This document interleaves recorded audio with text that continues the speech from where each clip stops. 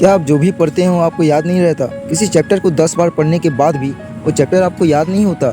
शायद आपके क्लास में कुछ ऐसे स्टूडेंट्स भी होंगे जिनको मात्र एक बार पढ़ने से ही चीज़ें याद हो जाती हैं, और जब भी टीचर उन चैप्टर से रिलेटेड क्वेश्चंस पूछते हैं, कुछ बच्चों के हाथ हमेशा ऊपर होते हैं और वो हर क्वेश्चन का आंसर देने के लिए तैयार रहते हैं। तो ये कैसे हो सकता है कि एक तरफ वो स्टूडेंट जो हर बार पढ़ने के बाद भी ठीक से वो टॉपिक याद नहीं कर पा रहे, और वहीं दूसरी तरफ वो स्टूडेंट जिन्हें सिर्फ एक बार पढ़ने पर ही वो टॉपिक याद हो जा रहा है और वो क्लास में टॉप भी कर रहे हैं। इस वीडियो में आपको उन 3 पावरफुल सीक्रेट्स का पता चलेगा जिससे आप भी एक इंटेलिजेंट स्टूडेंट बन सकते हैं। और किसी भी टिप को मिस मत करना, क्योंकि सारे टिप्स एक दूसरे से रिलेटेड हैं एंड लास्ट टिप सबसे इम्पोर्टेंट है।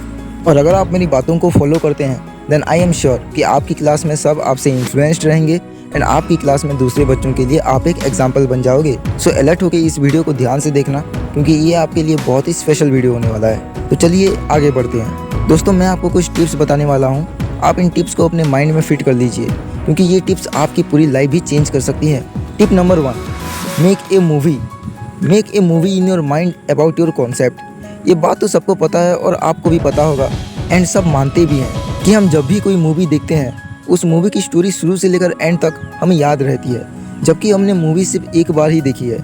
इसका मतलब हमारे अंदर एक अमेजिंग पावर है कि हम किसी भी मूवी को एक बार देख कर ही याद कर सकते हैं। तो क्यों ना इस पावर का यूज़ हम अपनी पढ़ाई में करें। सो नेक्स्ट टाइम से अगर आपको कोई चैप्टर याद करनी है तो सबसे पहले आपको उस चैप्टर से रिलेटेड एक सीन क्रिएट करनी है, और उस सीन में अलग अलग वैरायटीज़ के कैरेक्टर्स इंक्लूड करने हैं, और आपको वैसे ही कैरेक्टर्स यूज़ करने हैं जो उस चैप्टर के टर्म से मैच करते हों, और आप उन्हें एक स्टोरी की तरह फिक्स कर सकते हैं। फॉर एग्जाम्पल, अगर फिजिक्स में कोई लॉ है और आपको वो लॉ याद करना है, अब आप माइंड में एक मूवी क्रिएट कर लीजिए कि उस लॉ की डिस्कवरी कैसे हुई, साइंटिस्ट ने कितने सालों तक उन लॉस को सही प्रूव करने के लिए प्रैक्टिकल्स किए। ऐसा करने से आपके माइंड को क्लैरिटी मिल जाएगी और उस टॉपिक के लिए आपको कोई कन्फ्यूजन नहीं रहेगा।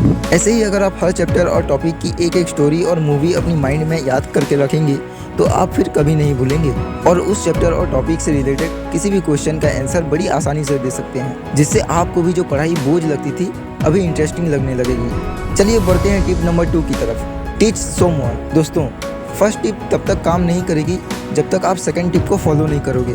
चलो मान लेते हैं कि तुमने मेरी फर्स्ट टिप को अच्छे से फॉलो कर लिया और आप अपने माइंड में एक पूरे चैप्टर की मूवी क्रिएट कर लेते हैं। अब अगर आप उस मूवी को अकेले अकेले देखोगे तो क्या आपको मज़ा आएगा? बिल्कुल नहीं। आप उसे सही से एंजॉय नहीं कर पाओगे, आप बोर हो जाओगे। तो इस सिचुएशन में आपको क्या करना चाहिए जिससे आप बोर ना हो? चलिए मैं बताता हूँ। क्या आप अपने क्लासमेट्स के साथ उस मूवी को देखकर एंजॉय नहीं कर सकते?